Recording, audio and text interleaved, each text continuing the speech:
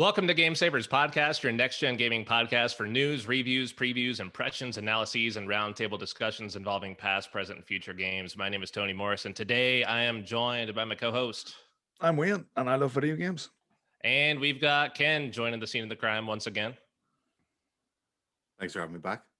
That's right. We're glad to have you. And then new to the Game Savers tribe, we've got the one, the only, the man that needs no introduction from Dirtbag Cinema Podcast, Stephen King. Hey man, I appreciate the invite. I love your guys' cast. It's a lot of fun to listen to. The Dirtbag Cinema. We started off just a few weeks ago. We're on episode 3 coming out this Friday. We may or may not cover the greatest movie of all time, Jaws. So I appreciate the opportunity to come on and chat with you guys. Well, we're glad to have you. Thank you. And it's good to have you on here, Stephen King, because we're all here to talk about a game we know and love, and that's Resident Evil 4. And that came out way back yonder in 2005. We could sit here on this podcast for 7 fucking hours talking about this game, and we still could not encapsulate everything this game meant to us and just how much we enjoyed it. Even before the show, just talking about it was a blast. So I guess to dive right into this, question for you guys. This game came out in 2005. Obviously, what console did you play it on? Where were you? What were your initial impressions of this game? And, again, obviously, we're going to talk about the story, plot, characters, all that fun stuff behind it. But let's dive into this first. Yeah, I'll take it from there. I originally played it on the GameCube purely because that was the first console it came out on. And at the time, I was a massive Resident Evil nut. Like, I'd played all the previous games, well, the main series ones anyway. And I was just busting to get my hands on this. All the promotional material leading up to it had me so excited. And the main reason for that is because I found that the Resident Evil formula, personally speaking, I thought it was starting to grow a wee bit thin. I'd loved all the games up until that point. I think the one prior to it was it Resident Evil 0? And prior to that was Code Veronica. Both great games. Loved them both. But you're just getting to that point where this series needs some new blood. It needs a complete makeover, and that's exactly what we got with Resident Evil 4. Boy, did you get it. Oh my there's so much about it that changed what that game was and what that series was.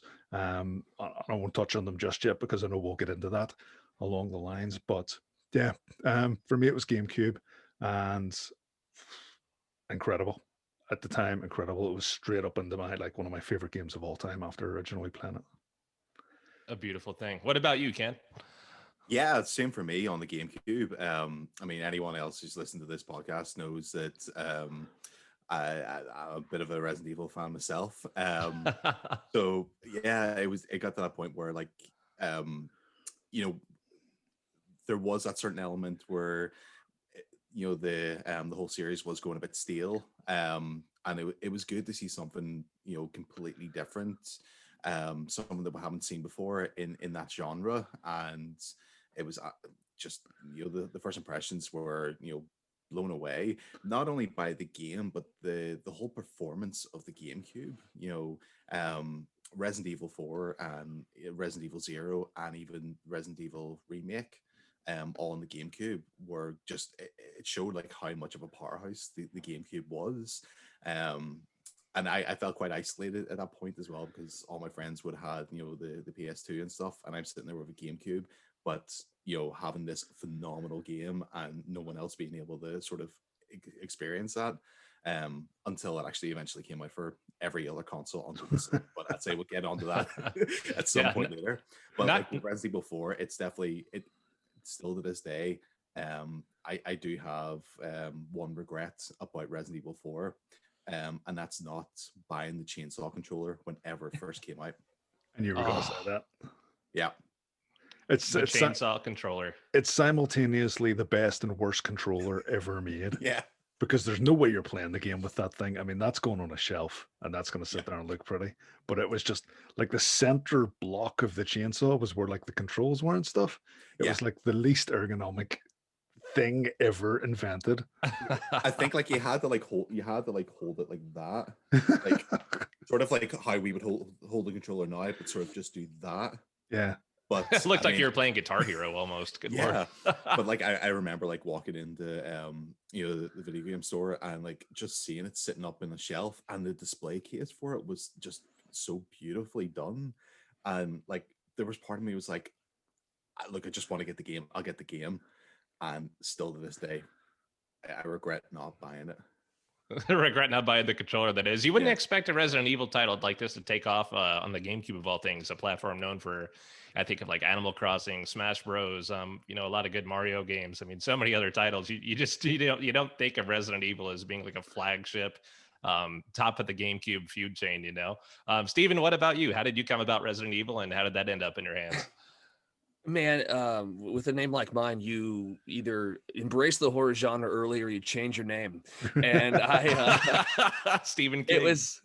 It was out of the gate for me. Like that was always kind of my jam. That horror anything, to be honest with you. So, this game kind of found its way naturally into my lap.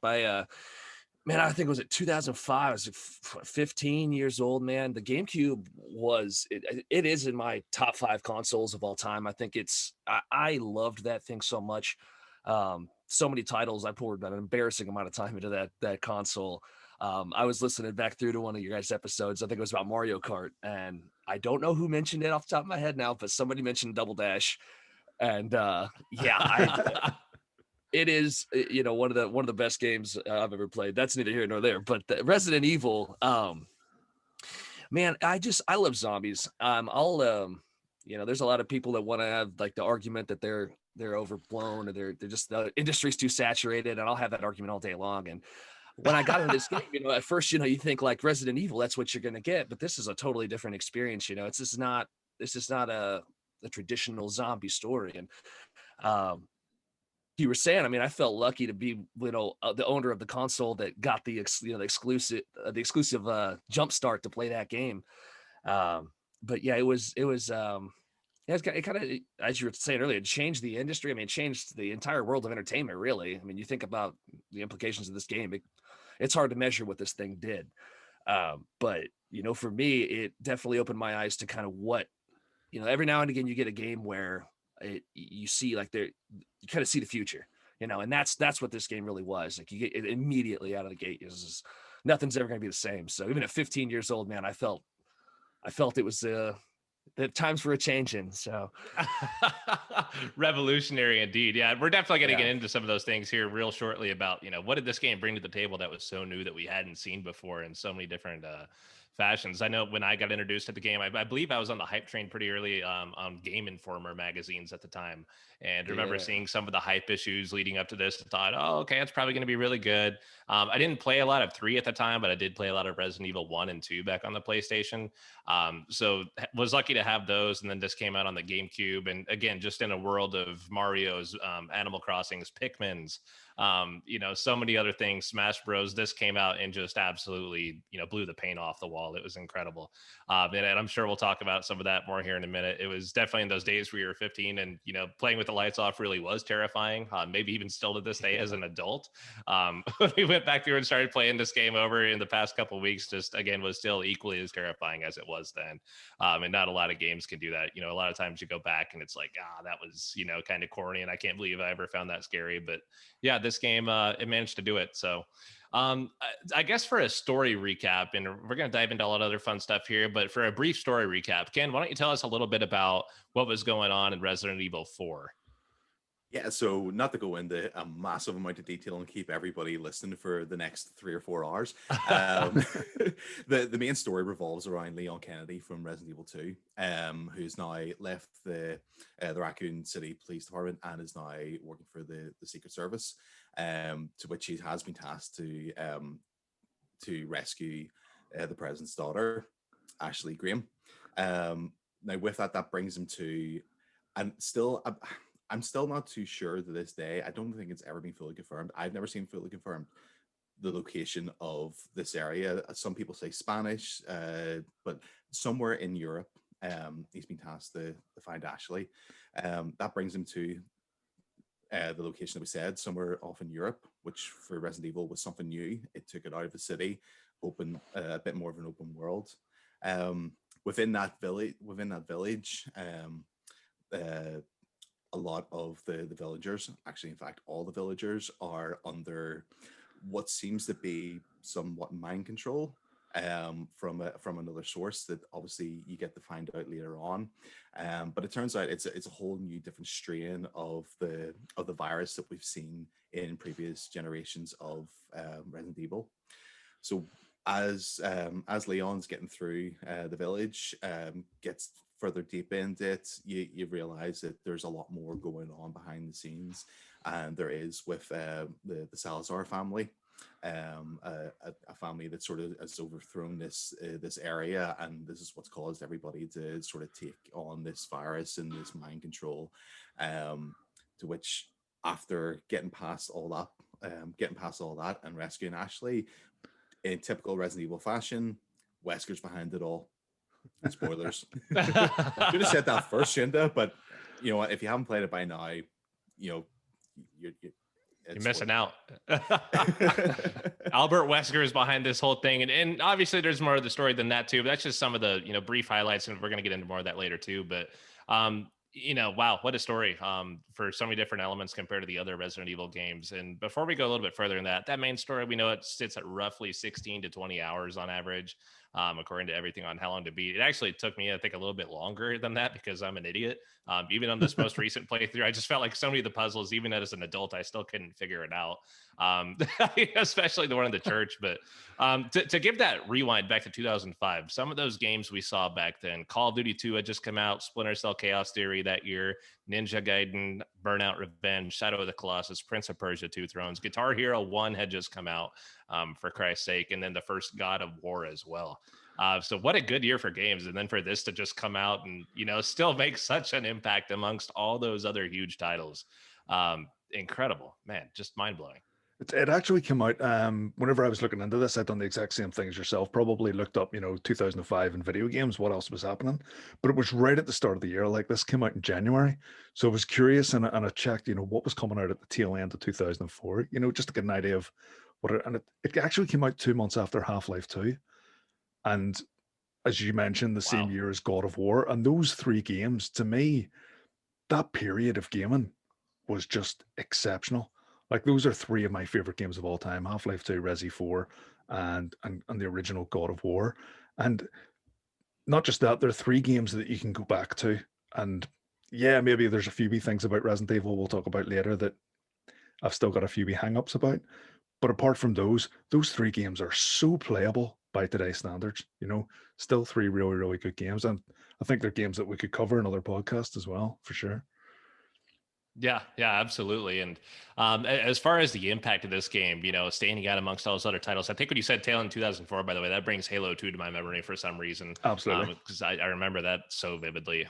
But gosh, other games, maybe that didn't come out around the same time, but I guess you could say it's similar genre, maybe an inspiration in some way, shape, or form. But at the time, we had obviously Resident Evil 1, 2, and 3, Zero, Veronica had already been out at that point. Silent Hill 1 and 2 had already come out, right? We'd had Fatal Frame for any fans out there of that series, long dead. But yeah, I mean, horror had been a thing before, but I don't think it was horror to the extent that we saw in this game. Yeah, definitely. But I think at the same time, I mean, it did stay true to those horror roots of the series, but it also brought in a real strong action element. Compared to previous Resident Evils, I think there's a reasonable amount of ammo, and it's it doesn't entirely ditch the survival horror element. I would still consider it a survival horror title, but it's definitely taken a step away from that. I think further games in the series that I'm sure we'll talk about at some stage down the line took even bigger strides away from the roots, the survival horror roots. But this one, there was a really, really good balance of action and horror and excitement and tension, and it brought so much to the table. Again, Resident Evil 7 is another example of it, where they perfectly brought in like a modern style, but kept true to the roots. And I think right up until 4 and including 4, they'd continued to do that. You were touching there, Tony, on influences that this game has. I don't think any of us would disagree that if it wasn't for Resident Evil 4 and that over the shoulder view that they introduced, like to me, very few games, if any, had that beforehand. I don't think we would have got Gears of War. I don't think we would have got Uncharted. Elements of the new Batman games, the view that you get on those, it it it did. I mean, this sounds dramatic, but it changed the industry. It changed game design just by moving the camera somewhere that the camera's never sat before. And looking back, it seems like such a simple change. Uh, and it's almost somewhere between. At the time, it would have been considered somewhere between a third person game and a first person game. Absolutely genius. I think it is one of the most important games of all time in terms of game design. Yeah, it's impossible to talk. Oh, sorry. Go ahead, Steven. Oh, no, I was just going to say real quick, like moving that camera, there was, I know there's a lot of talk before, when they did that, there was a lot of kind of pushback, that as far as horror games are concerned, you kind of want to be able to frame your shot in a way and to set up your scares. And there was a lot of concern that the game wouldn't be as scary because they're giving that freedom a little bit to the character. But what ended up happening was it felt more like, instead of a rigid kind of an authoritarian approach, you created more of like, I guess you could treat it more of like a haunted house, like as the player can just wander into the scare as opposed to setting it up so 1 2 3, and that really did, I think it surprised a lot of people in that way. And I think that because of that innovation, there's a lot of game devs decided they realized, wow, we can scare people in a multitude of ways that we had no idea that we could before, just by putting this camera over somebody's shoulder. That's a good point. There's other tiny elements added in there too that just like you were saying, Steven, just made it so much more terrifying that we hadn't really seen from a gaming perspective yet. One of the things that stood out to me, if we're talking about things that this kind of brought in, was the physics. To me, the fact that I could shoot one of those villagers in the knee and he would fall down and just get up and keep coming after my ass was absolutely horrifying. Or if, God forbid, if you shot him in the head, and this is later in the game, obviously, they would just explode and it would piss him off, and you'd get that plague element and they would just keep coming at you. Just little things like that. What else did they introduce into the series, or just into gaming at large for that point?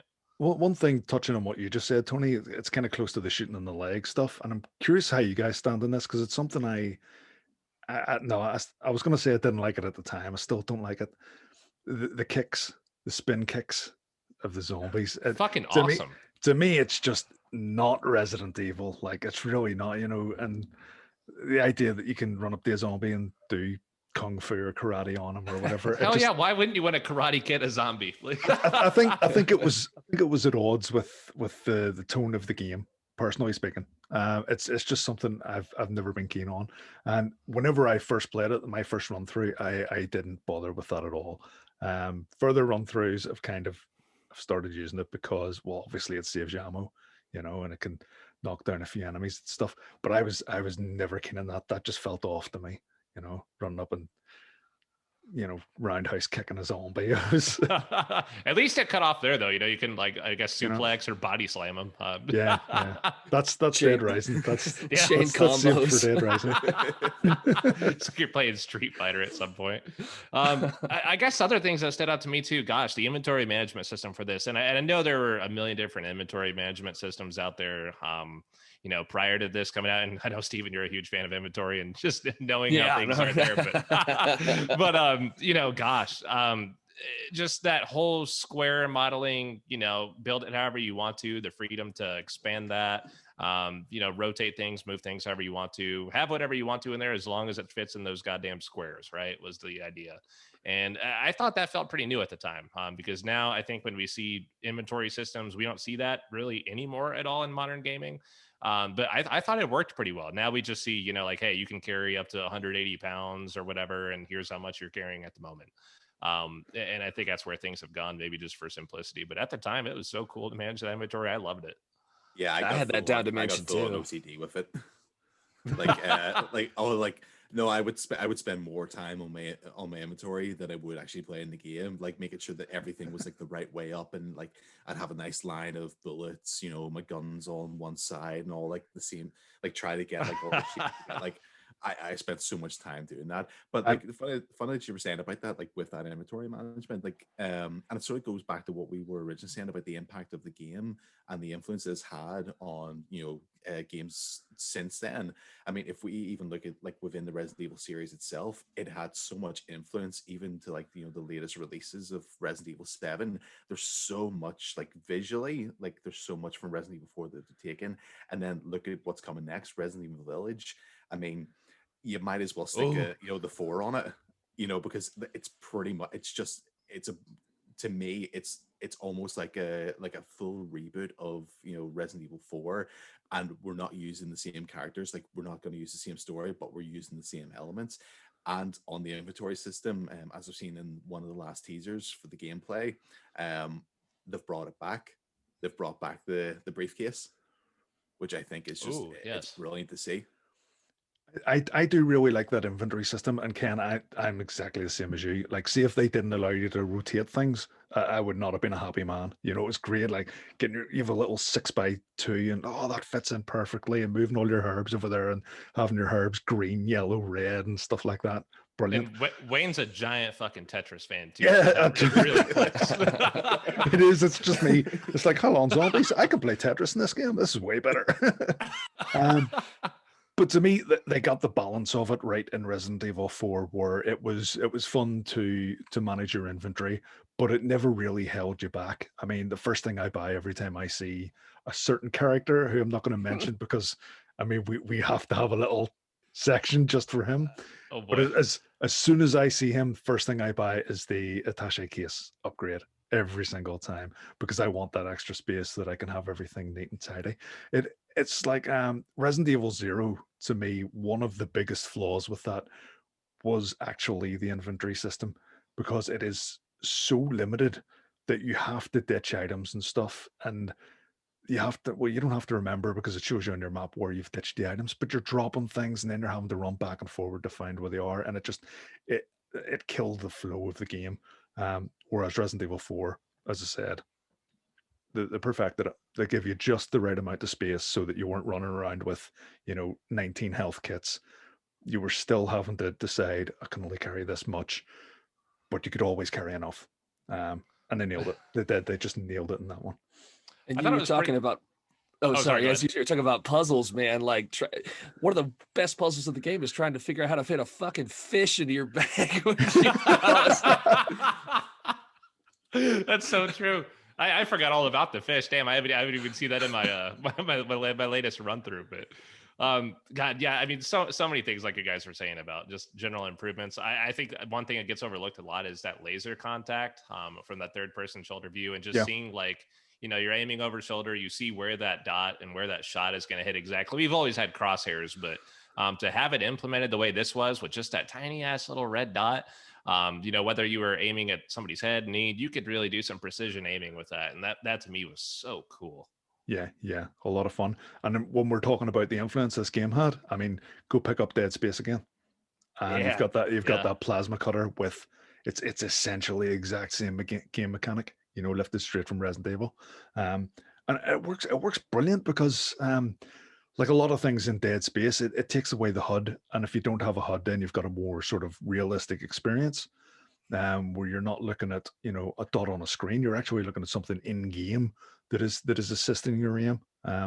Yeah, I thought it was great. Let's chat about the game a little bit because you start this game up, and to me, this game has a very, very, very memorable first, I'd say, what is it, 10, 15, maybe 30 minutes if it's a big stretch, that you just can't forget. And before I went back through to play this game over the last couple of weeks, I took some notes on just my initial memories of it and what it was. So I compared and contrasted the notes that I took from just based on what I remembered and then my notes from this most recent run through. And that's just how impressive this first few minutes was in this game. It held up almost identical. And I couldn't believe how much of it, we could just still remember. So let's just chat about that. You dive in there, you're Leon Kennedy, the president has sent your poor unfortunate ass out into the wilderness to find his daughter, which I'm sure is no fun task for just one guy, right? And then two male looking delivery drivers or something. I don't know if they're with Amazon or what, but you're out there in the woods with them. And you're out there and you chat with Hunnigan for a minute. She gives you a quick briefing. Hey, go find the president's daughter. And you're basically kind of set out on your own. You get this conspicuous view of this old, looking farmhouse, not too far away from you, about 50 feet in front of you. Nowhere to really go except there. I don't think anybody looked at it and said, damn, I'm not going there. You pretty much have to. And you walk up to it, you go in, you see a villager. First of all, this guy just walks in unannounced. He's just kind of like, hello, and like, fuck it, I'm going in this guy's house, right? Which, like, so be it. That is what it is. But he comes across one of the villagers at that fireplace, right? And this is where things really get kind of weird, because I think in horror sometimes they kind of spoil that surprise with just, hey, here's the monster or the villain or the big spook, whatever it may be, and you see it right out of the gate. But like Steven, like we were talking about Jaws, you don't know what it is immediately. You don't see it right off the bat. It's a slow burn effect in, like an Alien movie or something like that, where you get to see it later and you don't know what the hell it is. Absolutely. So you get a first glance of this guy and you start saying something to him like, hey, have you seen X, Y, and Z? My name is Leon, whatever it may be. And he just kind of grunts at you, speaks some foreign language that I have no idea what the fuck it would have been. And then you're just like, oh, okay. And he leans down, grabs an axe out of the fireplace, lunges at you with it. You roll out of the way and you're just like, okay, shit's on now. And the game starts off. You finally get control of your character after that cutscene. And you're looking at him and you've got maybe 10 feet of space between you and him to make a decision of, oh my God, how do I shoot the gun? Like, it just puts you right in it at that point in time. Yeah, you're absolutely right. Especially that like no tutorial aspect of it. It's just absolutely panic inducing, and it's brilliant the way it does it. And it's a great intro to a game. What I thought you were going to talk about was, I mean, that's the very first house with the very first enemy. Yeah, someone else take over from there because I know so much other stuff happens on the way up to the village and whatnot. But about 10 minutes after that, you're at the village, and funny enough, Ken and I were talking about this earlier today during work. There's multiple ways to tackle this, but if you go into that village, there's about 4 or 5 enemies standing there, and they kind of come for you. And there's, I think, maybe 3 houses that you can kind of go into. There's one in particular. Whenever you go in, it triggers one of the chainsaw guys, potentially the first chainsaw guy of the game. And you end up kind of upstairs in this house where you get the shotgun, and there's zombies coming in one window, there's zombies coming in another window. If you try and go down the stairs, you've locked yourself in, there's zombies coming through another window. You eventually will get out, but then you get chased around, you're trying to kill these. And I think if you trigger that, you have to kill the chainsaw guy and then survive for a certain amount of time, and then a bell rings and it's the end of the sequence. But it is brutally hard, especially for like the first time you play it. I can't think of any other game where within half an hour of starting the game you're on this like brutally difficult, unless you're talking about the likes of Souls games and that sort of thing. But I really struggled with this. Ken, you have a different tactic for this. Talk us through that. Yeah. Whenever we were talking about this, you mentioned the chainsaw guy, and I was adamant. It was like I played this game, at least 24 times. I do not remember. Like my first interaction with the chainsaw guy is at the start of chapter 2. I don't remember that early on in the game. So I went on, I put up the game, started a brand new one, and went through it. And my tactic has always been to never go into any of the houses. I always would have just kind of ran around the village, killed as much as I could. And why is that? Is that to keep yourself from getting trapped in, or pretty much? Genius. With that sort of situation, it's sort of, I don't want to corner myself. I want to have as much space as I can get around. But like with the mechanics of the game, essentially when you hit that checkpoint, there is a timer that's going on in the background. And obviously, that's pretty much what you have to do. You have to survive the clock. Now, what happens during that point, that's completely up to yourself. Like with Wayne, where he went into the house to get the shotgun, which triggered, the chainsaw guy. I, on the other hand, would have ran round, got up on the roof of some of the places, climbed up the bell tower.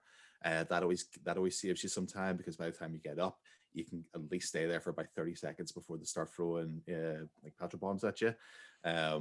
makes you feel like home. We you'll get that one. The climb back down again. Well, these guys will get that joke pretty soon. Nope. I'm talking in a day or two. Yeah. Oh, great.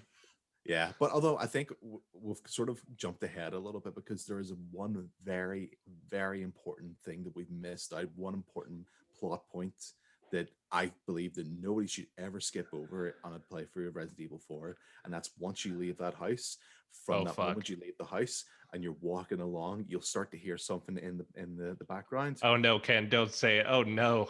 You have to save the dog. Oh yes. Absolutely. I was thinking that I was playing it today and I'd done that section, and I was thinking to myself, I wonder did everyone save the dog? Because if anyone didn't save the dog, I don't really think I want to be friends with them anymore. Steven, what did you do? Oh, I gotta save the dog. Gotta save the dog. Yeah, and he helps you later too. He does. Yeah, He comes back around. Yeah. Ken, I think that's a really interesting thing that we ended up discussing today, because I mean we have talked about games like GTA on the podcast, where it's an open world game and there's different ways to go about completing a mission. You can use a sniper rifle from a distance or run in. You think of Resident Evil 4 as a reasonably linear game where everyone's going to have more or less the exact same experience, but there's a little mechanic in that I don't think either of us even knew about, that gives people a different experience right at the start of the game. And it's little things like that that just make it. I mean, what's this, 15 years later that we're discovering mechanics in the game? I think that's testament to the design of the game. I think that's a great thing. I want to make one point on the dog. So from the other side of this, I shot the dog. You didn't kill the dog. You did not. I killed the dog. No, you didn't. I put it down. I put it to sleep. And here's why. So, all right. So hear me out. All right. For talking zombies. Now, I know this is Las Plagas, obviously, and, not 100% zombies, but we're referring to the villagers as zombies here, right? Now, at this point, I have seen a few of these guys, the one that you have in the house, the few that show up outside right after that initial encounter at the very beginning of the game. You kill some of them and you're like, all right, clearly something is wrong with these people. Like they're infected with something to some extent. We don't know what, but they're infected, right? And I see this dog now when I, again, zombie movies, all that fun stuff. When I think of that and, someone you just don't know comes into the group, I'm sorry, we're full, brother. That's it. And that's how I felt about this dog. I couldn't take any chances. If I let it loose and it's infected, I'm fucking dead. And Wayne's currently leaving the podcast and getting up and leaving the room right now. But that's just how it is. I'm sorry, boys. If it comes down to that in the apocalypse, that four-legged boy's got to go. Love him to death. The dogs are immune. You don't know any dogs with COVID, do you? That's a fair point. That's a fair point. I may stand up for Tony on this point. I mean, Resident Evil hasn't been great to dogs anyway. I do think you need to save the dog, but any interaction we've had with dogs previous and any other on any if you played Resident Evil 1, those dogs that came crashing through the window. I mean, after that, I don't want anything to do with fucking dogs. That's just how it is. So I'm glad we're split on that. Thank you, Ken, for following up on that stance, and I appreciate the support. It's good to know that there are survivors out here. I totally don't agree with killing the dog. But... Oh well, then fuck. I guess there is a third option too. You could just leave him, right? I mean, you didn't have to, shoot him or free him. I guess you could have just walked by, but I think that's worse. I think that's the worst of the three. Yeah. So good to know I'm in the middle of the road, boys. But there was one other thing that happened too on that little road over to the village. You get that little setup point or overlook point, whatever the hell you're going to call it. But you get to look in through the scope and into the village, right? And you see like these older ladies walking around, and you see those two guys that gave you a ride. Basically, one of them is in the middle of the town on a fiery stake, being burned, and you're just like, oh my god. I think that's the point for me when the game was really like, oh shit. There's something special here, but as you're looking through that binocular scope, and just realizing that this is about to be a spooky time.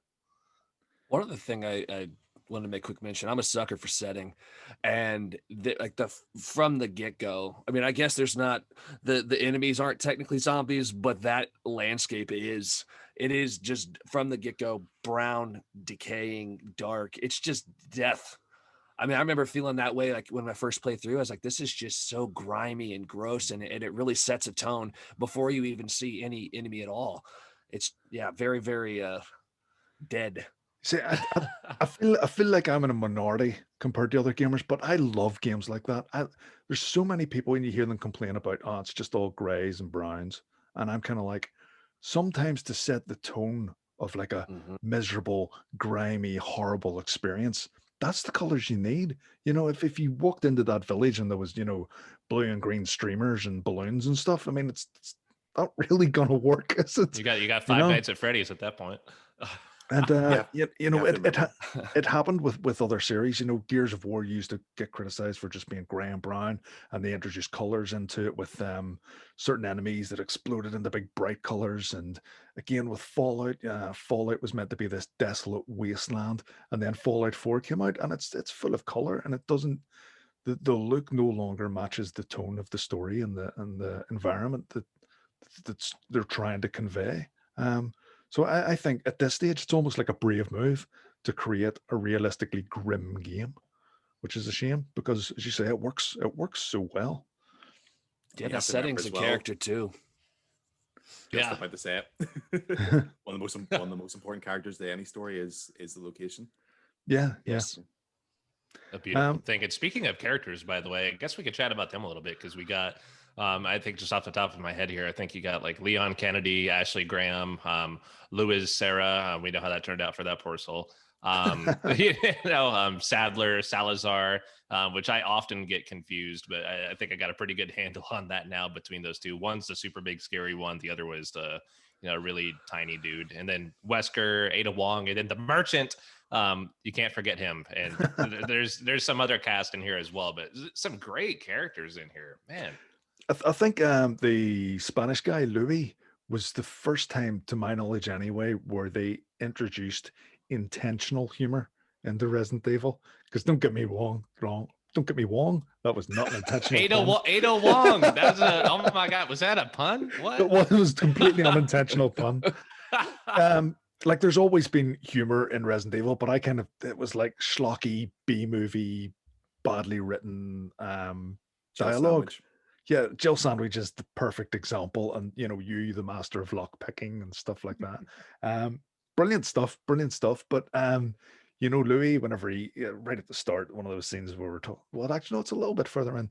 And he's, he turns around to Leon, and he's deadly serious, and I've only got one question to ask you. Have you got a cigarette? And it's that sort of lightheartedness. I think it worked really well. The wedge that in quite well.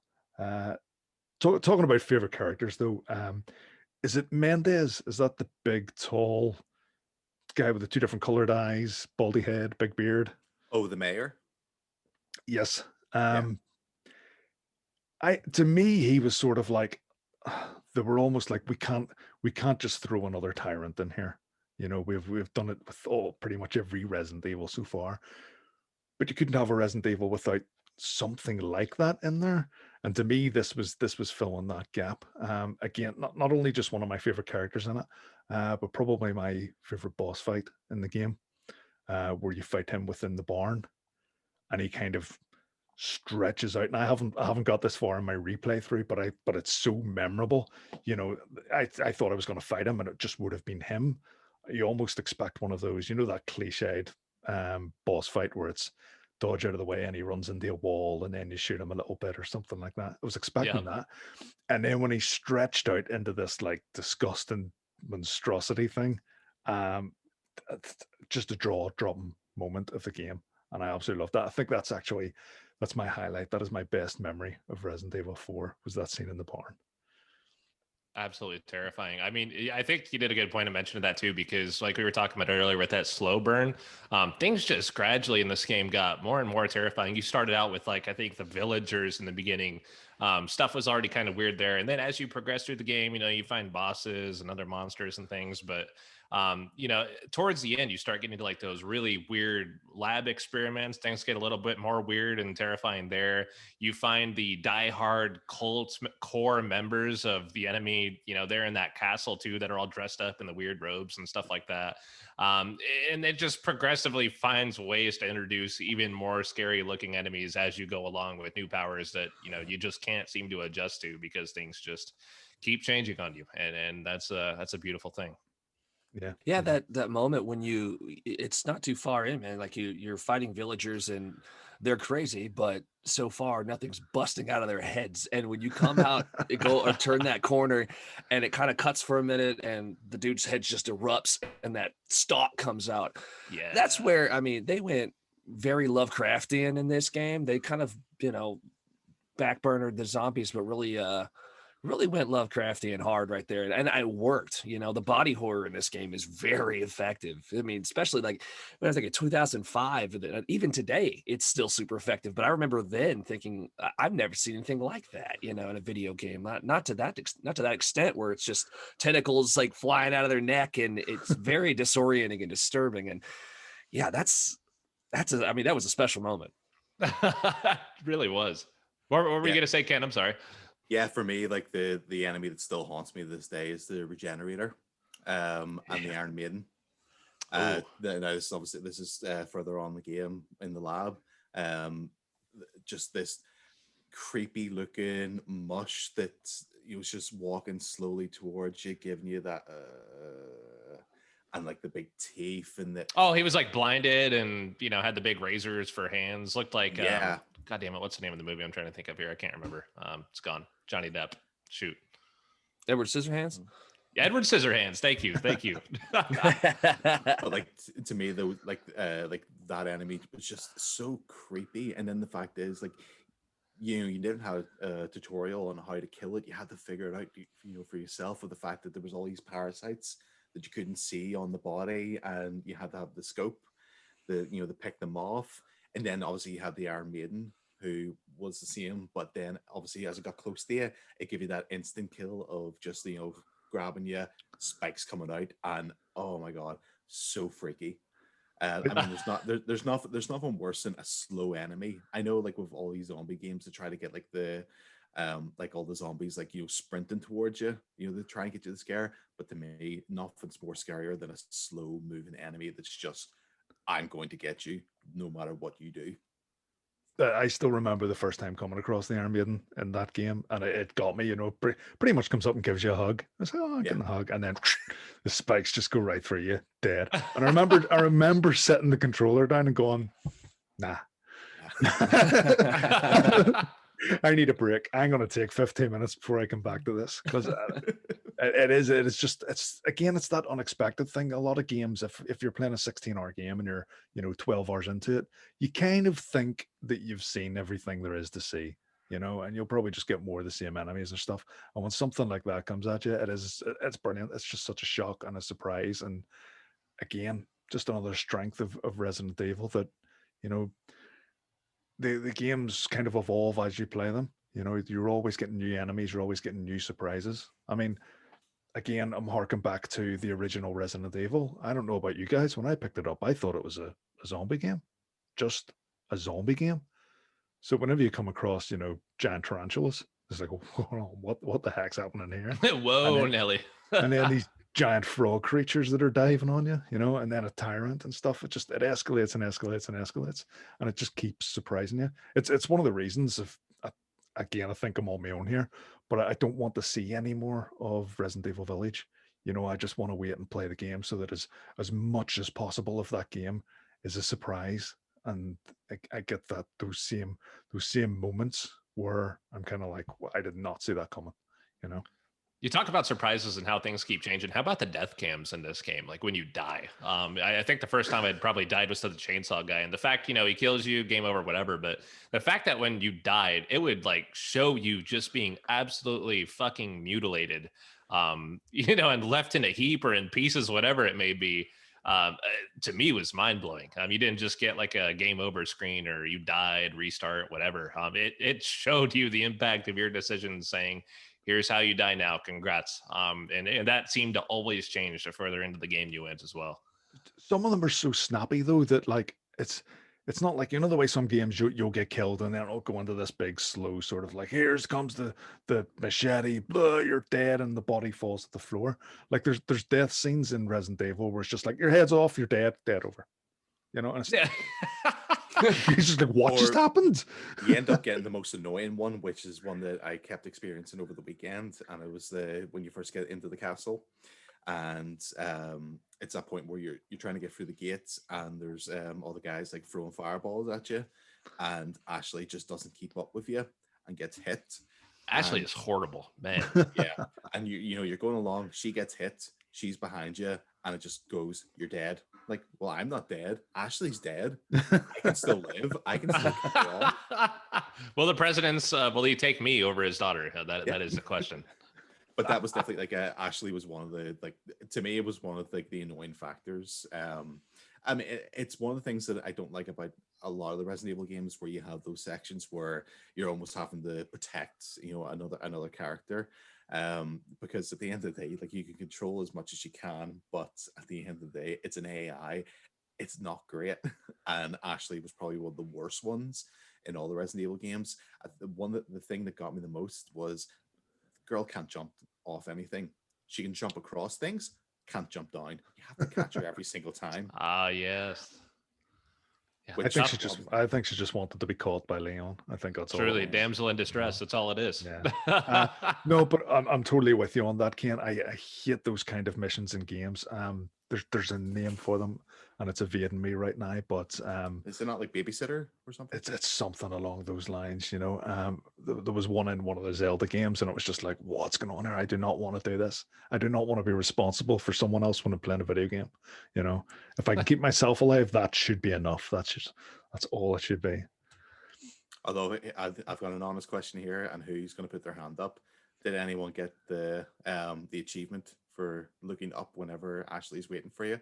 I was gonna make that point. There isn't an achievement for that, is there? Is there? She calls you a I was pervert. playing on the GameCube, so I couldn't find it. Oh yeah, wouldn't have been on the GameCube. I can't believe they gave you an achievement for that. My God. I was going to say, because there is a couple of, like, I know that times change and our standards and stuff change, but like right at the start of the game, whenever there's the girl, I can't remember the girl's name, but you're like constantly on like a walkie-talkie. Do you know the girl? Hunnigan. It's very Metal Gear Solid. And Hunnigan's telling you that you have to go and rescue the president's daughter. And he turns around to Liam and says this, you know, now it's the president's daughter, so be on your best behavior. And I'm thinking, what? It's just like 14 or something. What does that mean? What are they implying about Leon S. Kennedy here? What kind of man pig? My God. Yeah. Speaking of evil, how about the bosses in this game? Because there were a lot, and you could take these as mini bosses or just full blown, you know, like battle bosses. I think of the smaller ones being Chainsaw. What were some of your guys' favorites, Steven?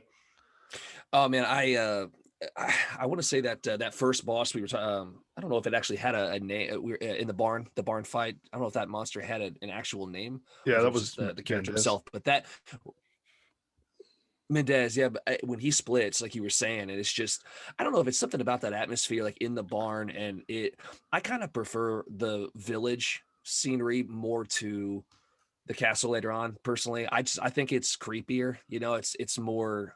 This was like, I felt like it was that initial spirit that it set off with. It really vibed with me. I really liked it. So that fight in particular, he was gross, man, and I really like that whole, like I said, that Lovecraftian look to all these bosses. Really, I mean, Salazar, I hate that guy. He's a shorter one, right? Shit out of it. Yeah, he's like a 20-year-old senior citizen, and he's always hiding behind somebody. And I just, you know, the whole time I was ready to off that guy, and you have to chase him around all day. But you know, finally getting to beat him, he was pretty wild looking too when he got pulled back into the eye or the mouth, I guess, with that creature. But it was really neat. Yeah. Yeah. But yeah, I think that first one might just be my favorite from just an aesthetic point of view, because I mean, it's not a boss, but I also really love the big fish that it's not, you know, it's kind of like a mini boss, I guess, but the boat fight, I love the boat fight, man. Del Lago was its name. Del Lago. Yeah. Oh man. my gosh. That That was cool. Talk about scale, you know. I don't think anyone's going to mention the boss fight with Jack Krauser as their favorite boss fight. Hell no, it's so frustrating. Yeah, it was, wasn't it? Yeah, I mean, that was really, really tough, and as you say, frustrating and annoying, and also not very Resident Evil-y. You know, you're always fighting these monsters, these monstrosities, something that's been warped from one creature into something else and sort of mutated. And here we're just fighting a soldier, and it just, it didn't hit the mark the way a lot of those Resident Evil boss fights normally do. Yeah, that's a good point. Going back to Del Lago, man, just being on that boat, throwing that harpoon in its mouth every time it opened up, and if your timing was even off by like a second there, you were gone. I mean that was just so tough to stomach. And again, back to those death animations. If you saw yourself getting swallowed whole with the boat by a fish, he thought you were like Moses or something. I forget who the hell it was. Somebody in the Bible, whatever. But like just getting eaten by a giant fish was, horrific. Another one for me that stood out, El Gigante. The big ogre, that swung like the tree. I wanted to say a club, but it swung an entire fucking tree at you, actually. That to me was absolutely insane because you saw him a couple times at first, right? Yeah, I believe there's one of the boss fights with him that you do from the back of a truck, and you're kind of like, I think you have to shoot things that he's throwing. That was a nightmare. That was an absolute nightmare. I really struggled with that. I think I've got there. That is Resident Evil 4, isn't that right? I think you're talking about 5. I think I am talking about 5 because I remember playing it co-op. It was. My apologies, I'm getting mixed up. And I had it in my head that it was playing it in co-op. So there is a second portion of the game where it's the two routes. You can go left or right, and with that brings me on to one of my favorites sort of sub bosses, and it was the Bella twins, the two ladies with the chainsaw, and I think that was if you went left, because if you went right, that would have brought you back to the big guy.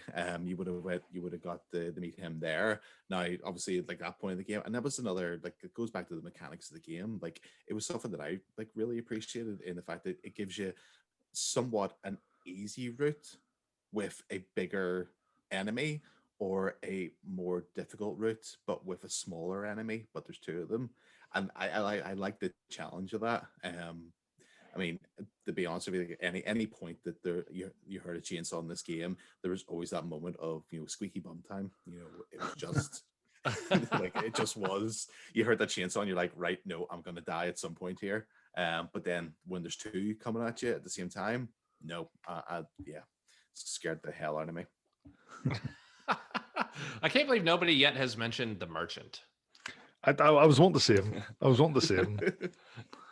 I mean, this game is like synonymous with him. I mean, I think of the longevity of this game, I think the memes we've gotten from the merchant have probably outlasted anything from that era as far as the memes go.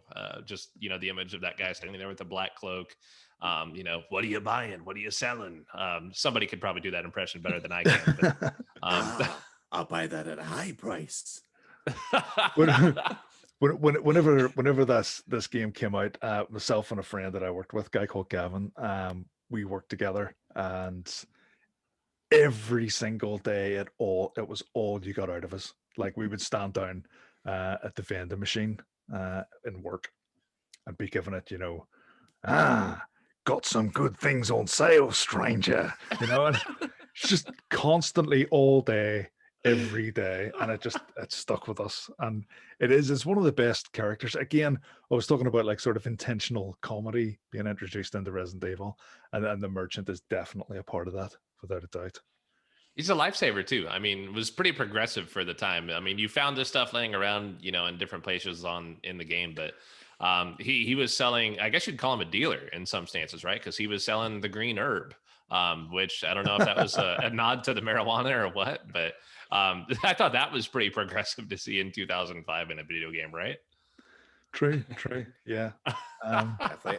And even with the weapon management as well, this was your only source of getting weapon upgrades. It was a good wee mechanic that we brought in, that was brought into Resident Evil. If you never went to the merchant, you're pretty much stuck with the basic tools, which I've seen some runs online who have done that. I've seen I believe there's a guy who's done a knife only run. Tried to do a knife only run, but for us commoners, those are completely essential. And it also brought another element of strategy within the game. You know, you got the certain points where you may have had the normal shotgun, but then do you get the assault shotgun? You know, do you want to take that risk and drop whatever upgrades that you currently have to get this newer gun that could potentially have further upgrades? You know, do you stick with the stick with the standard handgun, or do you go for the red 9?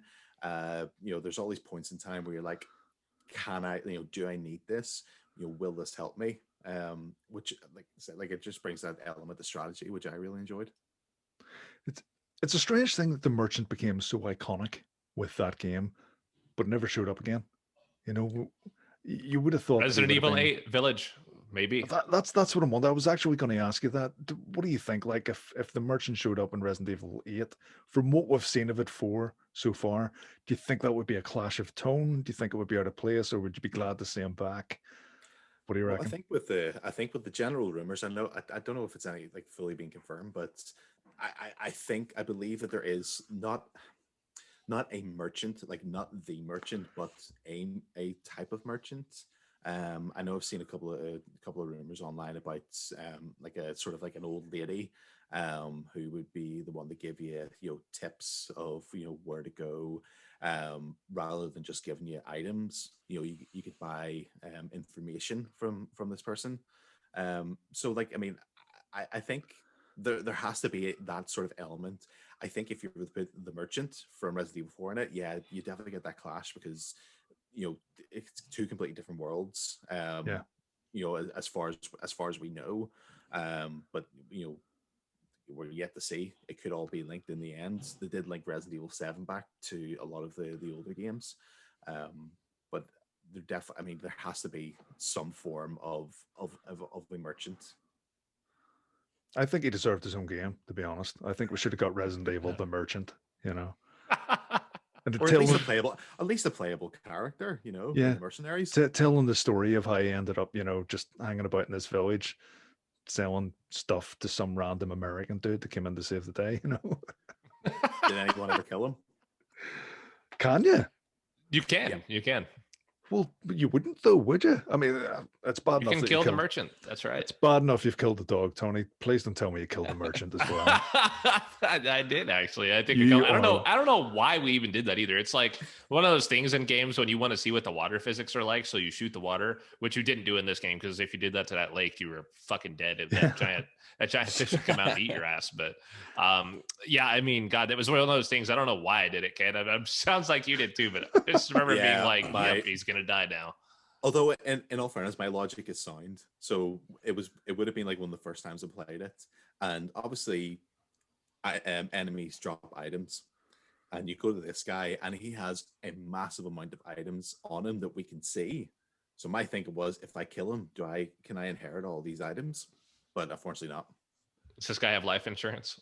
Yeah, that kind of. You guys convinced me. I think a merchant, like maybe a Resident Evil tycoon, like you just try to work your way up and sell your way to victory, and in that world, that'd be a lot of fun.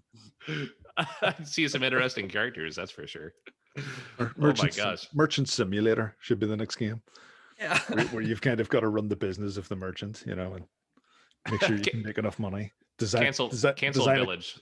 You got to design a coat that's able to hold, 20 different weapons for sale and stuff. Time to cancel Resident Evil 8, ladies and gentlemen. We've got the next prototype right here. As far as other mechanics in this game, what was some other stuff that stood out to you guys? I think one thing that gets overlooked a lot in the conversation of Resident Evil 4 is those press a button cutscenes, which weren't, I don't think, brand new at the time, but they were pretty new, and they definitely weren't used in a lot of the ways that we saw in this game, like combat.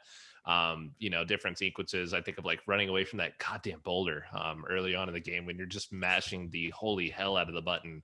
And it's like that game kept you tight on that, right? It didn't give you any freebies to the button mashing or cutscene sequences, did it?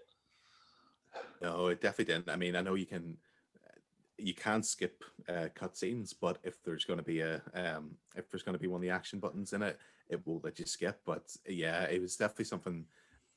It was very new to me in terms of gaming. I wasn't a fan of it. I'm still not to this day. Yeah. it's because to me it's that like my reaction time is not good, and so whenever like if it's one that sort of sticks up on the screen for 3 or 4 seconds, I'll be fine. But those sort of ones that flash up and you have to hit it there and then, no, I can never get past those points. Like I'm the with real time events. Oh, yeah, sorry. Go ahead. quick time events. Yeah. Sorry, Yeah, go yeah, ahead, quick Steve. time. Oh, I was just saying, I think the quick time events are the maybe the only thing from this game that might not have aged as well as the other Yeah. mechanics. It did. A lot of games started using them after that, and I mean they are sort of like a divided thing. Like I didn't mind them at first, but I did notice a huge uptick in the amount of games just kind of maybe using them more than they should. Yeah. See, I think they're a cheap tactic and just a horrible way for a game to run. And I'll give you an example of what I mean. I mean, if we look at the first section of the game, in order to beat the chainsaw guy, you need to think about where you're running. I'm going to run over there. I'm going to turn around quickly. I'm going to take a few shots. Right. My strategy is now to move somewhere else, try and get more ammo, try and lure the guys, the zombies towards me, maybe take a few more shots, try and get some headshots. There's all tactic and how you play the game. And then a quick time event is literally press X so you don't die. It's just compared to what we've already been playing, it just feels so shallow. And I don't think it belonged within the game. Now there's other games like if you play any of the Quantic Dream games, especially actually their first one, Fahrenheit, came out very close to when Resident Evil 4 came out. And that is a game that pretty much just consists of quick time events. But that kind of works because that's what it is, and it's fine, and it's what you expect, and it's more of a narrative-driven game anyway. But within Resident Evil, QuickTime events, it'd be a thumbs down for me. Wasn't impressed.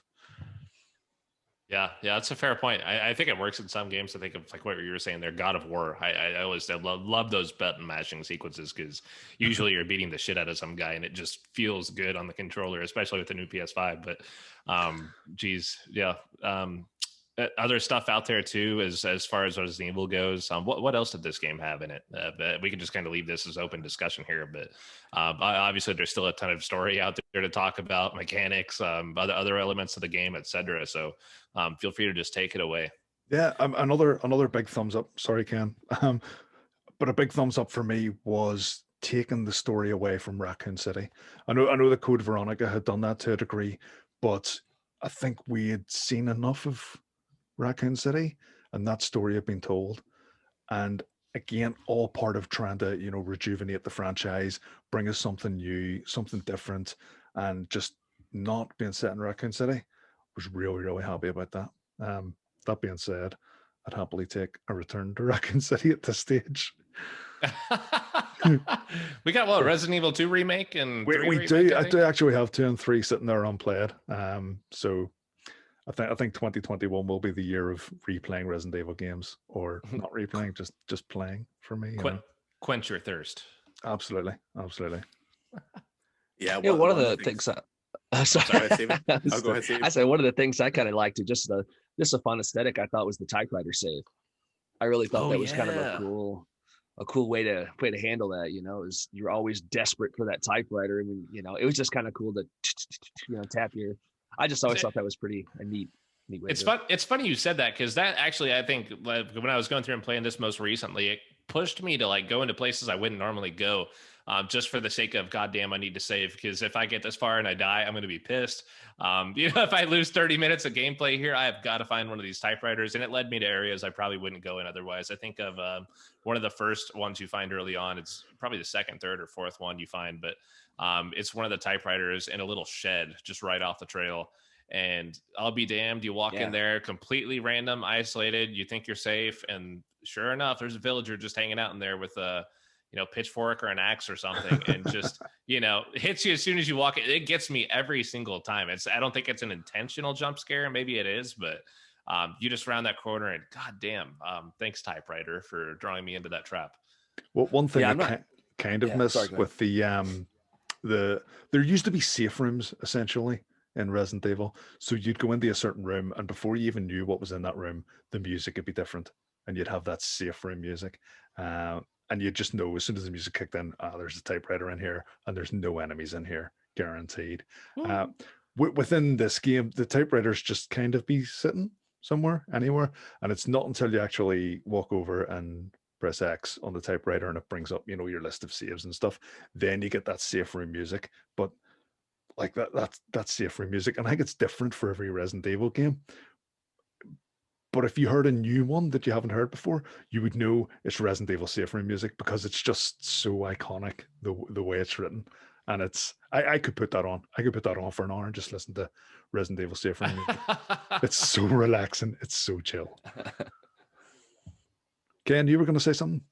Yeah, one of the mechanics that I find pretty fascinating with Resident Evil 4, and it was something that was quite good for someone like myself who wasn't really, wasn't a massive avid gamer at that point, and not overly skilled, but it was the difficulty setting on Resident Evil 4, in the fact that it didn't actually have one. What it did is throughout the game, it had an AI running of how well you were doing. So at certain points of the game, if you were, killing off zombies with, any of the villagers off of ease, the next portion that you go to, it's going to be that little bit harder. And it added different elements of not necessarily like increasing the volume of villagers. It would be, they're just that they have a bit more of a health point. To take them down. Bosses would get harder as you progress through with ease, and then it would also take the difficulty down. I know we get that with a lot of games nowadays, where if you constantly die, it will pop up that message. Did you know that you can change the difficulties? Yeah, like you suck. Do you want to change it up a little bit here? I've definitely never seen that screen. Nope, not once. You'd be surprised at how many games do it, and how many times I say. Well, you wouldn't be surprised at how many times I say it, because I do die a lot in games. But I do like the fact that it doesn't make you feel bad as a gamer. If with most of the Resident Evil games, you pretty much get your easy, standard, easy, normal, and then difficult. You'll get those, and then you'll get like the expert, hard, hardened and all like that. And you kind of feel bad like going into the game, like I'm gonna play in the easy setting. But with Resident Evil 4, you didn't have that option. You were basically, here's the game, go for it. We'll do the rest. We'll see how good you do. And that was something I thought was just, at the time, whenever I found out about it, I was so blown away by this, because it was something I'd never seen before in a game. It did exist, but it was something that came to a mainstream game that I'd never seen before, and was just completely blown away by it. And once again, it goes back to what I was saying earlier, like the powerhouse of the GameCube, is completely underrated. It could do, have that technology to do that back in that day. And I guess we should mention too, I don't think anybody else brought this up, but it came out on GameCube first, and then came to PS2, I think pretty close after that, and then the Wii shortly after the original Wii. Holy cow. Obviously got some HD versions afterwards that came out on like the PS3, Xbox 360, and things like that. But I'm surprised nobody here has mentioned the puzzles yet, because this game had a bunch of puzzles, and some of them weren't the most memorable, but some were hard as fuck. And just, you could not get past them without, at the time you didn't have YouTube, and or maybe YouTube you did have at the time. I can't remember 2005, but I know I didn't have it. And man, if you couldn't figure it out, go into a Blockbuster, steal one of the Primus strategy guides, or just sit there and read it until you get the knowledge you're looking for. Hold on to that knowledge in your head until you get home, and then get past that level. That was how I had to do it. I remember doing that all the time as a kid. What about you guys? Yeah, I think I got through it without having to cheat, but I also confess that whenever I used to play the Resident Evil games, my wife at the time, she had no interest in video games, but she loved watching me play Resident Evil, so I couldn't put it on unless she was there. And then so when it came to the puzzles, there was kind of two of us trying to work it out together. She'd maybe go, "Why don't you try and put that over there or something?"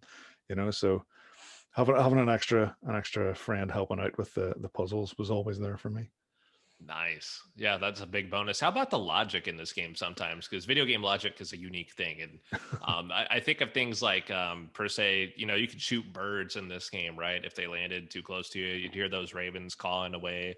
And if you shot these birds, I mean, they would drop things. And sometimes they would drop, like, if you shot this raven, you would see a grenade over there available for pick. And you're just like, what the fuck? I don't think I ever questioned it at the time. But when I was going back through playing this recently, I was like, well, wait a goddamn minute. That don't make any sense. But that's just the way things were, and it holds up. Not the end of the world. Yeah, one of the things I loved was the like obviously like any of the barrels would have items as well as the boxes on the shelves. But the fact like you didn't actually know what you get in it, and you could like hit one of the boxes and the snake gets you and takes health off you. Like I never could kill the snake, at that first point. I always like chased it afterwards and shoot it and then get the egg. But like it's just that moment of like you crack open a box thinking, oh, I need some health or something, and a damn snake just jumps at you and you're like, what the hell? Yeah. What about you, Steven? Man, I really did actually. I loved the snakes, man. It was so unexpected, when the first time you pop open one of those boxes to get that in your face. I enjoyed that. But I like to. Yeah, I mean, I'm a big fan of like the kind of like the. I think it's actually early on you come across one of these, but just like the symbol puzzles. I really enjoy. I mean, it's one of those things that a lot of games sort of they took like the third person camera and they took a lot of the innovation, but not a lot of games carried on. I mean, if you think about the games in the next generation, they were pretty much just straightforward action games, and a lot of them didn't, bring the puzzles along with it.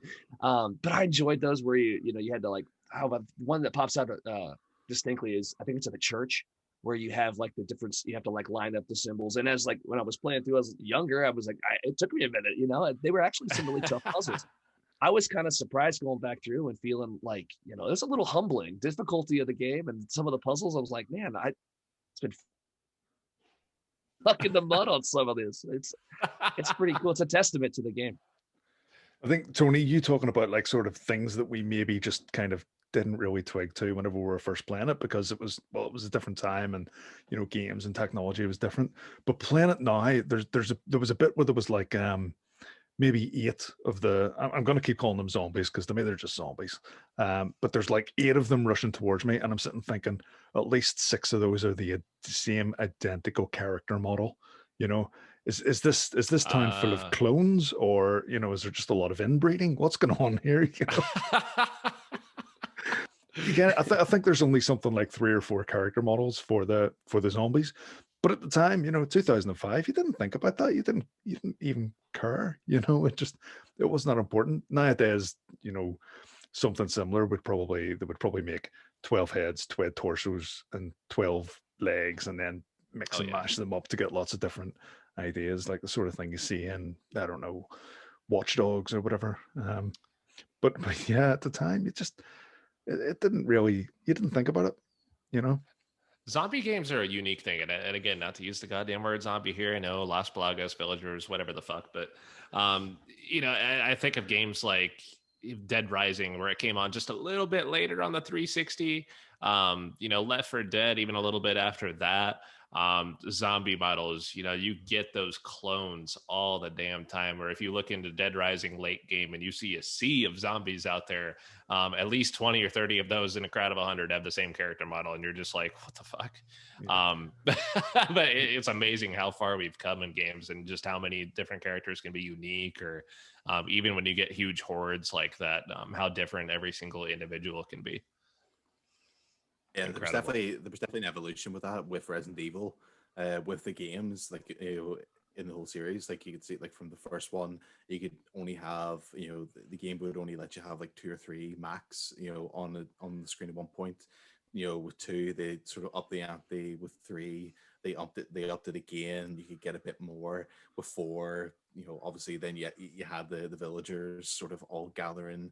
And then you see with 5, I mean, I remember the trailer for 5, and that was sort of like the thing that they were like, hinting to, of it's not just going to be like Resident Evil 4 level zombies. Like there's going to be more. There's going to be a hell of a lot more. And then there was 6, and then with 7, they're like, no, don't need any of that anymore.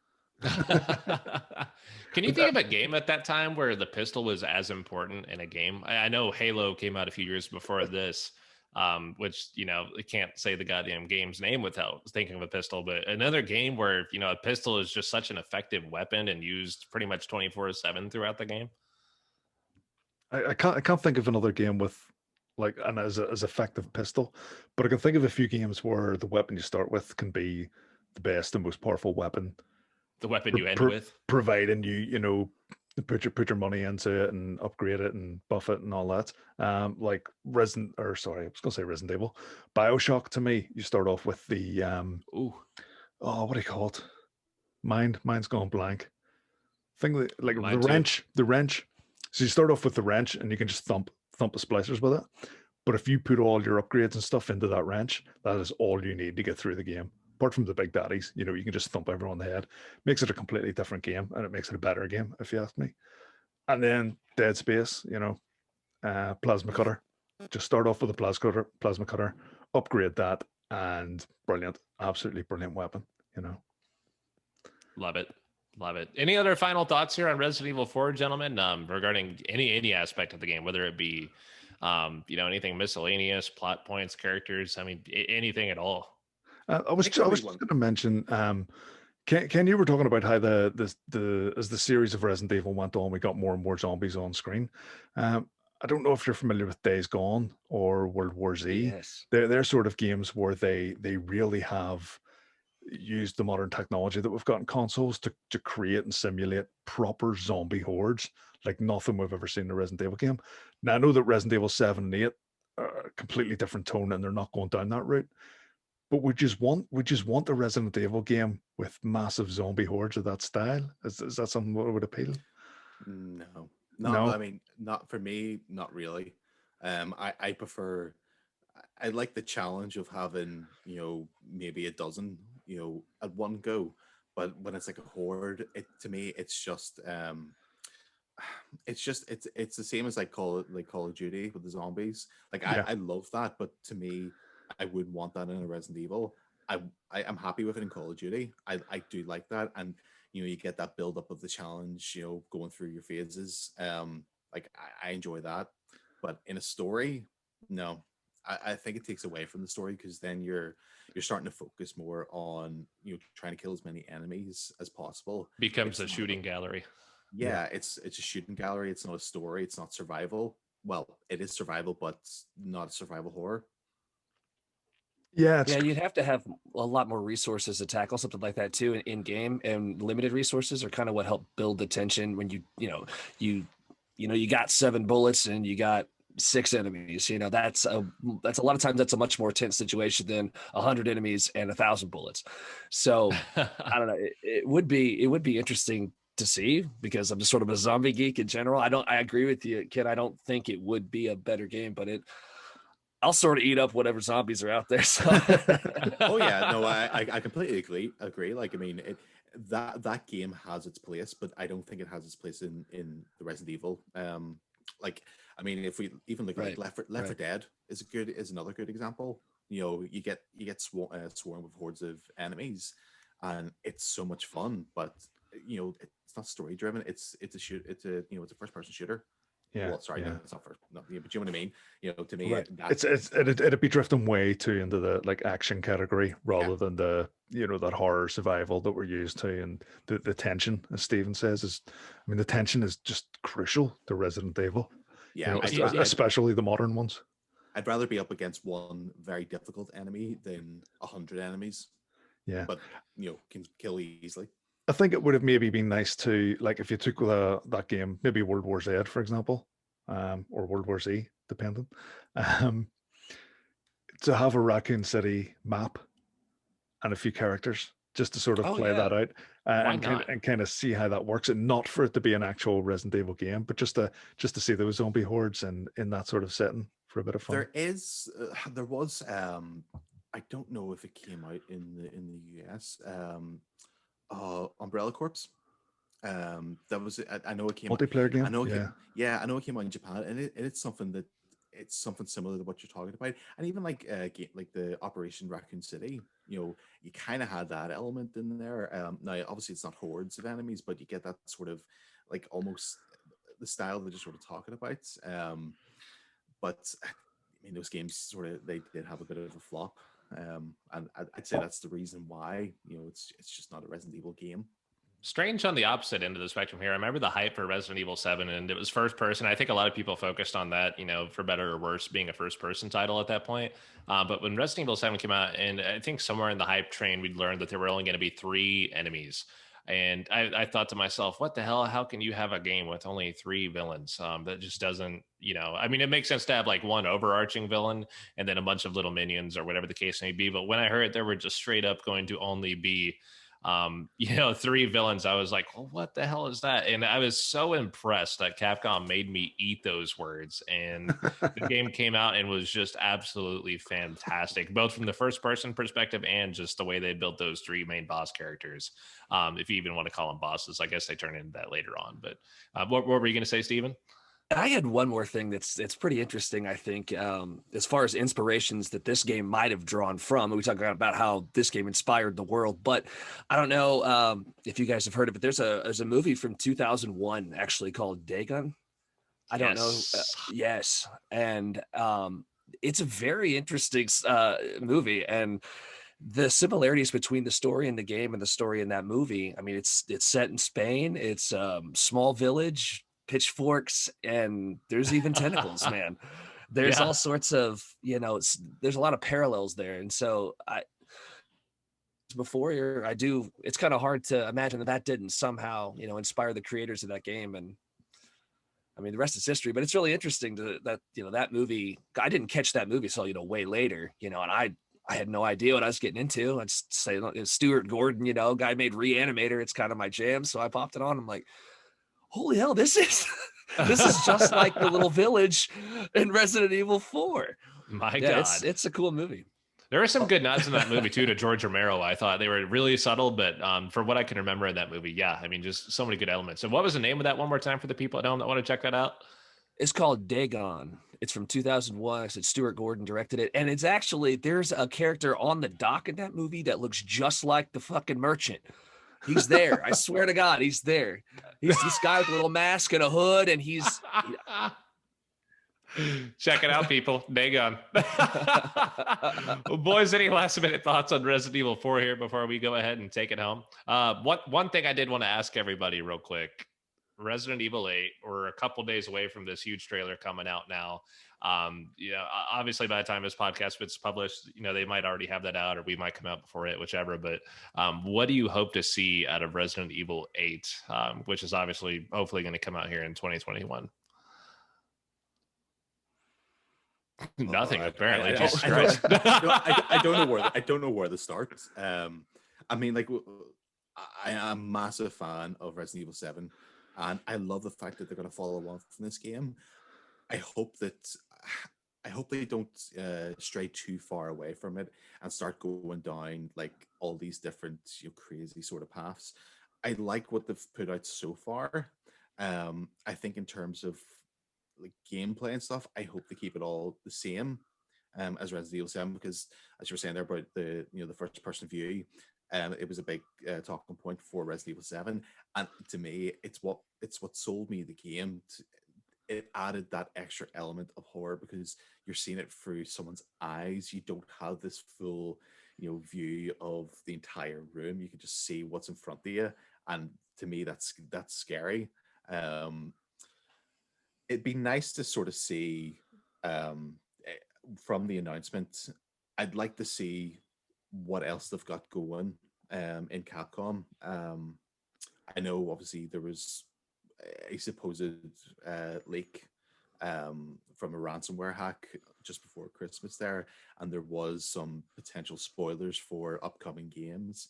It'd be nice to see what Capcom are going to do about those sort of leaks. Are they going to basically put it flat out to everybody and say, look, this is what's coming Resident Evil wise?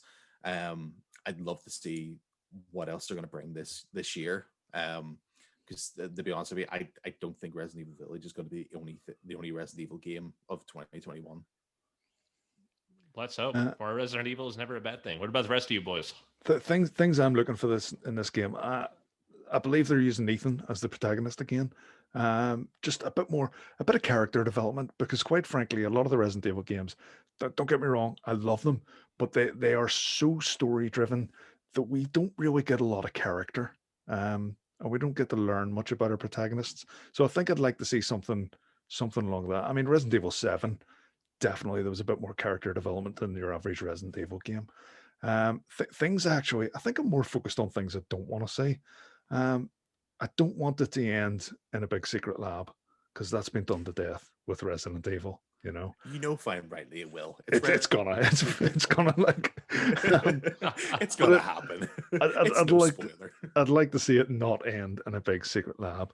I'd like to see throwbacks to a lot more some of the lore, but not the main characters. Like I don't need Leon Kennedy, and I don't need Chris Redfield, Jill Valentine and stuff. I think all that's been done, and they've proven that they can develop these games and make something really, really good and really, really engrossing without having to rely on those previous characters. But I would like to see them kind of touch into some of the older lore, like references to, maybe William Birkin or, the Spencer Mansion and stuff like that. That side of it, I think I'd like to see them kind of touch on, but not necessarily too much because, again, I want Resident Evil 8 to be its own thing. I think that's pretty much it. Aside from that, and I said this already, I don't want to know too much. I want it to be as big a surprise as it can be, and I just want to be blown away whenever it comes out. A release date would be great. I would love to see a release date. Hopefully, we'll have that this week. Let's find out. What about you, Stephen? I'm in line with Wayne's thoughts on that. I think branching out with too many characters, sometimes that can get a little muddy. I really want to see them focused in, stay tight, and keep the narrative moving within just maybe a smaller group of characters. I think that's, that it helps serve the horror better. I think I like the more grounded approach. I really love 7. I really do. And I like what they're doing with what they did with that. And I think if they keep it, like I said, a little more on the ground and I've talked about werewolves I've seen maybe coming out in this game, all sorts of different creatures. So you can, I'm excited for the creativity and maybe some things that we haven't seen in this universe. But yeah, definitely just I love the action, that makes games fun. It's fun to get in there and just fly around. And like you were talking about earlier, roundhouse kicking zombies and stuff, but there is a real, I don't know. I think the soul of Resident Evil is in that, like that slow burn horror, those moments where jaw dropping moments where these creatures are unbelievably terrifying. And I think just kind of keeping it, maybe keeping their strengths up front and then leaning more into that atmosphere that they could build so well. That's what I'm all about, man. I'm looking forward to it. Same. And we'll be here to see that here in just a couple days, folks. So stay tuned for that. And again, that's the big Resident Evil 8 premiere we're going to see sometime this week regarding the new trailer. Look at the village, enemies, characters, all that fun stuff. I think it's just going to be, I don't know how big it's going to be, but Capcom has really been hyping this up for the past month or so. So be ready. Well, gentlemen, any last words before we go ahead and wrap it up? Nope. Awesome. Right. Appreciate you guys having me on. It was a good time. I had a blast. Thank you. No, thank you, Stephen King. Please, it was our honor and privilege. But Stephen, tell us where we can find you and everybody else over there at Dirtbag Cinema Podcast. Yeah, we're on the main social media channels. They're at Facebook, Instagram, Twitter, and that's all at Dirtbag Cinema. We do have an email outlet if that's kind of more somebody's jam. If they want to send something over, questions, movie recommendations, just tell Steven to shut up. If you want to send an email over, it's at thedirtbagcinema at gmail.com. Awesome. Excellent. Well, appreciate you being on here, Steven. Again, everybody, go check that out. That's Dirtbag Cinema Podcast. Wayne's already got it up on his screen. He's subscribing. He's checking it out. Be sure to go give those guys a like and leave a review as well. But outside of that, again, thank you all for being here. Thank you, Ken. Thank you, Wayne, for hopping on. We know it's always late over there, your time across the Atlantic.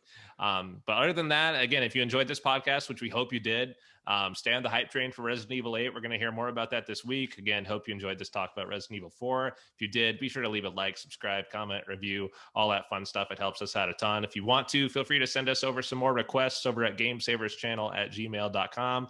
We also take those requests through Facebook, and we're going to have a couple of those coming out here in the next month. Some of our episodes are going to be built around those requests, so be ready for that.